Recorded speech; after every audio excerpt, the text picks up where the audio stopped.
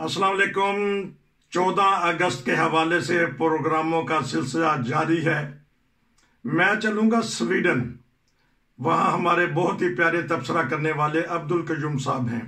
नाजरीन, अगर हम 75-76 साल का जायज़ा लें तो उनमें वो भी हुक्मरान शामिल हो गए हैं या हो गए थे या अब भी हैं जिन्होंने पाकिस्तान की मुखालफत की थी। आज वो ठेकेदार बन गए पाकिस्तान के।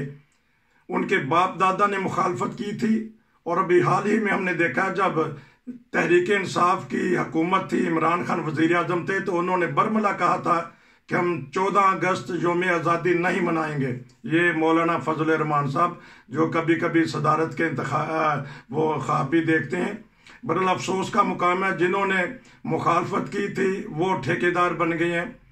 और एक लीडर जो पाकिस्तान में पैदा हुआ आज के दिन, आज आज़ादी के दिन, बड़े ही दुख की बात है नाजरीन, वो सलाखों में अटक जेल में है।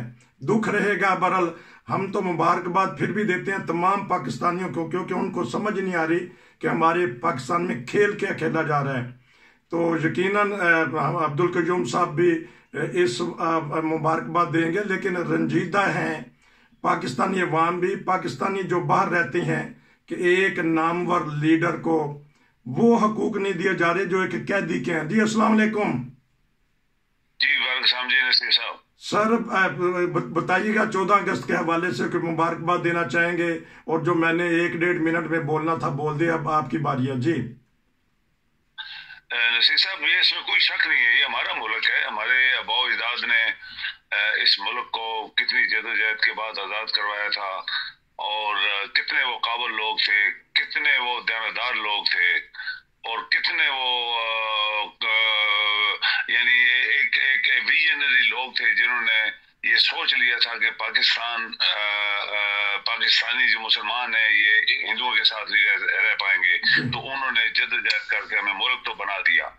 ये हमारी खुशकिस्मती थी कि वो लोग जो जो आज दुनिया में नहीं है, उन्होंने ये सल्तनत बनाई और हमारे हवाले किया। लेकिन बदबख्ती हमारी वहां से शुरू हुई कि जब वो लोग तो हटा दिए गए, किसी को मरवा दिया गया, और फिर वो लोग इसके ऊपर हाकिम बन गए जो इसके अहल नहीं थे, जो बदयानत थे, जो हरामखोर थे, और जिनको इस मुल्क की, इस जमीन की कदर नहीं थी, और उनको ये चीजें दे दी गई। जो कहते हैं कि कौमें तबाह हो जाती हैं जब काबिल लोगों के हाथों, जो इस काबिल होते हैं किसी चीज के, नहीं जब दिया जाता उनको, आप कहें कि हुकूमत या कोई और चीज, तो वो कौमें तबाह हो जाती हैं। आज देखें, ऐसे लोगों को हुकूमत दी गई थी जो 16 महीने इस कौम के ऊपर, पाकिस्तान के ऊपर हावी रही, जिन्होंने हर शख्स का खून निकाला, जिस्म से, आंखों से भी खून लोगों के निकले, और वो हमारे ऊपर हावी कर दिए गए एक बहुत साजिश के तहत।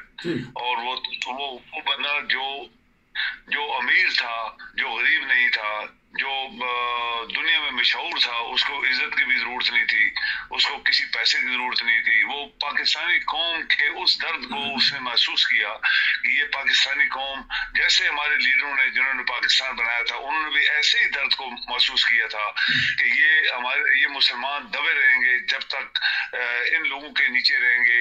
उन्होंने जदोजहद की, वक्त ज़ाया किया, रात दिन जागे, तकलीफें देखी, और मुल्क बना के दे दिया मैं। और फिर ये शख्स जो एक अच्छे खानदान का आदमी था, जिसको जरूरत नहीं थी, उसने ये महसूस किया और उसके लिए वो लड़ा, और कई सालों से लड़ता रहा कि ये कौम, हम फिर किसी के गुलामी में आ गए। वो कौन गुलाम, किन्होंने हमें गुलाम बनाया? जिन्होंने पाकिस्तान आजाद नहीं करवाया था, वो लोग जो पाकिस्तान बनने नहीं दे रहे थे, वो लोग जो पाकिस्तान की मुखालफत कर रहे थे, उनके हाथों पाकिस्तान आ गया। तो फिर ऐसे ही है, वो कहते जब चोरों को खुली छुट्टी मिली तो उन्होंने फिर क्या क्या किया। तो ये आज जो हमारे हालात हैं नसीर साहब, ये इतनी बदबख्ती की बात है कि आज 14 अगस्त है, और हर कौम, हर लोग, हर शख्स अपने मुल्क की आज़ादी के हमेशा खुश होता है। हम भी खुश होते अगर ये मुल्क हमारा 75 साल से अच्छी तरह पाकिस्तान को चलाया जाता, काबुल लोगों के हाथों में होता, देनदार लोगों के हाथों में होता, और पढ़े लिखे लोगों के हाथों में होता, और वफादार लोगों के हाथों में होता, तो हम किसी से कम नहीं थे। पाकिस्तानी कोई नालायक लोग नहीं है जो बाहर बैठे हैं या पाकिस्तान के अंदर हैं, बड़े काबुल लोग हैं, उनको हाथों में कुछ नहीं आया, बल्कि उन लोगों के हाथों में आ गया जो पाकिस्तान के लुटेरे थे, जिन्होंने लूटा, सिर्फ इस मुल्क को लूटा, इस जमीन को लूटा, इसके खजाने को लूटा, इनके लोगों की काबिलियत को भी लूटा कि उनको आगे नहीं आने दिया। और पाकिस्तान इतना गरीब हुआ कि आज हम एक एक शख्स के मकरूज हैं, एक एक मुल्क के मकरूज हैं, एक एक आप कहें कि जो बैंक है उसके मकरूज हैं। पाकिस्तान मकरूज है, अवाम मकरूज है। तो उस मौके के ऊपर भी अगर हम टीवीज के ऊपर और सड़कों के ऊपर और मैदानों में डांस करें और गाने गाएं, तो वो एक शर्मनाक किस्म की एक पहलू है जिसके ऊपर हमें ये सोचना पड़ेगा कि हम क्यों डांस कर रहे हैं। क्या पाकिस्तान चाइना बन गया है? क्या पाकिस्तान आसमान पे चांद पे पहुंच गया है? क्या पाकिस्तान ने अमीर तरीन मुल्कों को क्रॉस कर लिया है? तो फिर तो हम खुशी से नाचे ना, हम तो नाचते। लेकिन अफसोस का मकाम है कि हम तो जमीन के ऊपर लग गए हैं, आसमान से जमीन पे चले गए हैं। और ये जो टेलीविजन के ऊपर प्रोग्राम हो रहे हैं, औरतों मर्दों के और गाने चल रहे हैं, सब कुछ, ये शर्मनाक पहलू है। शर्मनाक कौम है जो वो कहते हैं कि वो कौम है जो काबिल तरीन लोगों को तो जेलों में बंद कर देती है और कातिल लोगों को, मनी लॉन्डर्स को, लुटेरों को और मुल्क के दुश्मनों को गार्ड ऑफ ऑनर देती है। तो फिर वो कौम अल्लाह के हुक्म से, ये अल्लाह का हुक्म है कि जब आप नाइंसाफी करोगे तो फिर तुम्हें जिंदा रहने का कोई हक नहीं है। तो आज वो पाकिस्तान की पोजीशन है कि जिन्होंने पाकिस्तान को लूटा, जिन्होंने पाकिस्तान के अवाम का खून किया, उनको गार्ड ऑफ ऑनर लेके और फिर दे के वापस किया जा रहा है। और जो काबिल लोग थे, जो इस मुल्क के अक़दार थे, जो मुल्क को चलाने के लिए काबिल थे, उनके पास तालीम थी, उनके पास दिमाग था, उनके पास विजन थी, उनको जेलों में बंद कर दिया गया। तो नसीर साहब, इस तरह कौमें नहीं बनती, ना कौमें चलती हैं। और पाकिस्तान आज उस जगह पे खड़ा है। अच्छा बताइएगा, हमारे हुक्मरान आके रोते क्यों हैं? जश्न तो खुशी का मुकाम होता है, ये रो पड़ते हैं। तो ये आज के दिन भी रो रहे थे सदर साहब, और क्यों रोते हैं? अगर इन्होंने वाकई हकीकी खुशी पाली है, कामयाबी पाली है, फिर तो उनको जश्न मनाना चाहिए। उनको अंदर से एहसास है कि हम गिर चुके हैं, जिस तरह आप बता रहे हैं, तो रो रहे हैं आजकल। बताइएगा इस बारे में।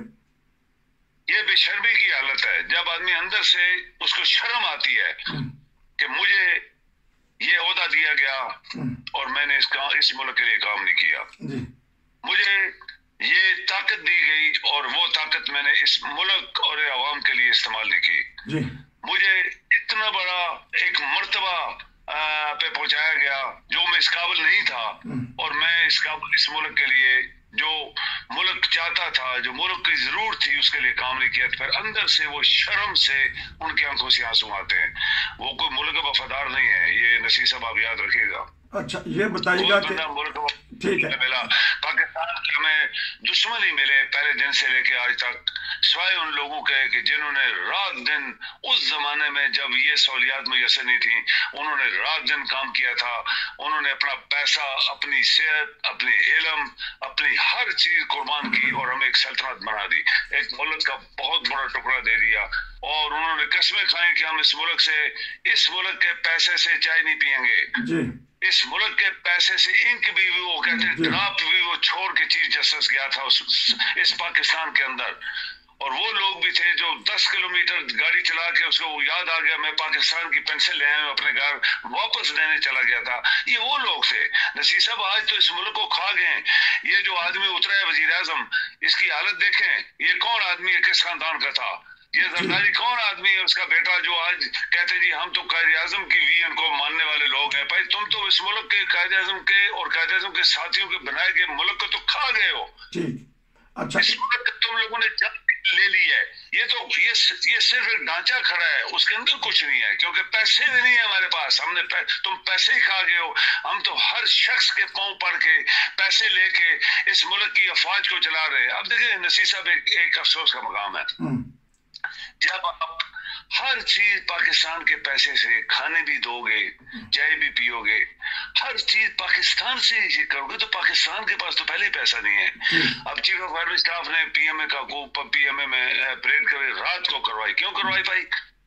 क्या पीएमए का कूल के जो कैडेट्स है वो तुम्हारे तो नहीं है ना, हमारे हैं भाई, पाकिस्तान के लोगों के वो कैडेट्स है। किसी का बेटा है, किसी का भाई है, किसी का भांजा है, तो रात को क्यों करवाई? दिन को करवाओ ना।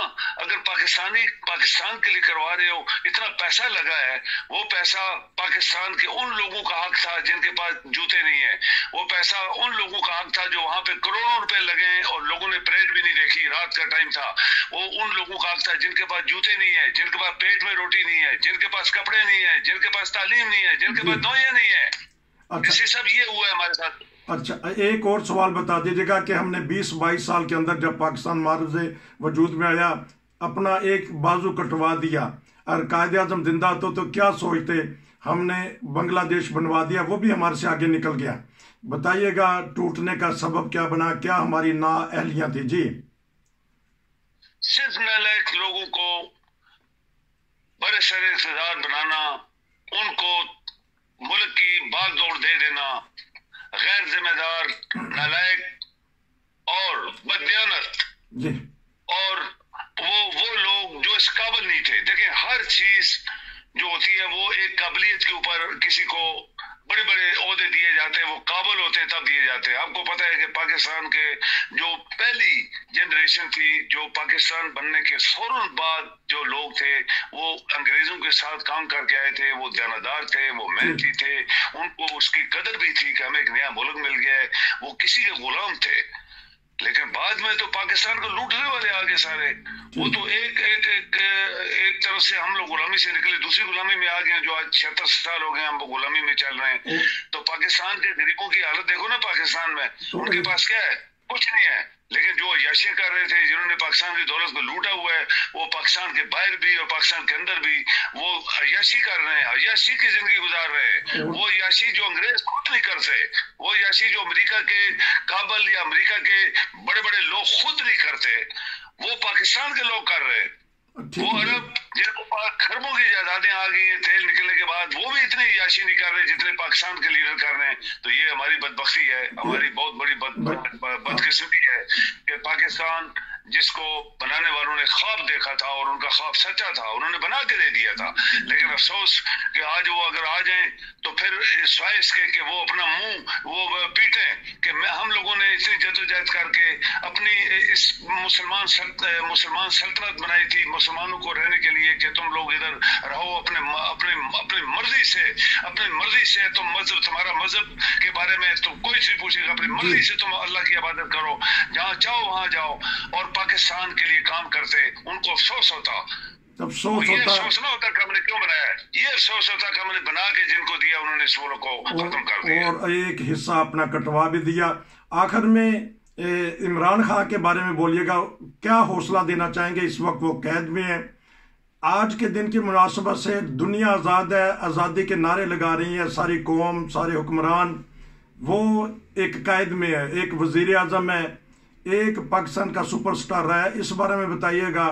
हमारे बहुत सारे तहरीक इंसाफ के भी प्रोग्राम देखते हैं, देखें या ना देखें, लेकिन एक वजीर आज़म तो रहे हैं, इस बारे में बताइएगा, वो कैद में है।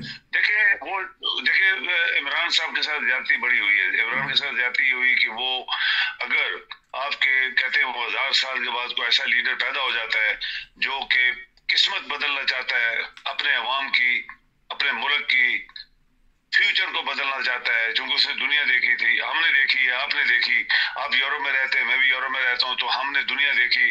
जब दुनिया देखी तो हमारे अंदर भी एक ख्वाहिश करती है कि काश पाकिस्तान भी ऐसे ही तरक्की याफ्ता होता है जैसे ये यूरोप के लोग हैं या बाकी तरक्की याफ्ता ममालिक हैं। इन्होंने मेहनत की है। नसीर साहब ये याद रखें, इन्होंने इनको कोई आसमान से फरिश्ते नहीं इनके ऊपर नाजल हुए, और ये सब चीजें जो आज हम देख रहे हैं या जो हम इस्तेमाल कर रहे हैं वो बना के दे देंगे नहीं।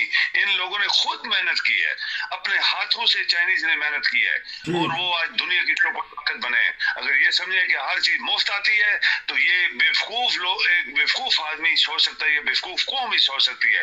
کاش پاکستان کے لوگ یہ سمجھتے کہ جس شخص نے پاکستان کو آگے لے جانے کے لیے, پاکستان کے لوگوں کو اس دنیا میں فائدہ دلوانے کے لیے, یہ سلطنت کو آسمان تک اٹھانے کے لیے ایک سوچ رکھی تھی, اس کو جیل میں ڈال دیا.